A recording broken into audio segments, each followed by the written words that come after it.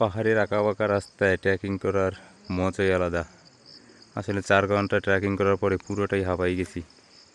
এই যে সৌন্দর্য, তবে এই সৌন্দর্য দেখলে আপনি মনোমুগ্ধকর, আপনার অল্প সময় আপনি মুগ্ধ হয়ে যাবেন, আপনার খুব ভালো লাগবে। আসলে যারা আসলে টাকা পয়সা আছে কিন্তু ঘুরতে পারতেছেন না, বাসায় বসে থাকেন, তারা একটু এক নজর ঘুরে দেখেন আসলে দুনিয়াটা আল্লাহ তাআলা কত সুন্দর বানাইছে।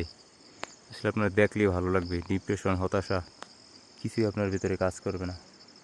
আপনি যখন পাহাড়ের আঁকাবাঁকা রাস্তায় চলবেন, আপনার ভিতরে ডিপ্রেশন, হতাশা দূর হয়ে যাবে, একটা ফ্রেশ ফিল আপনি পাবেন।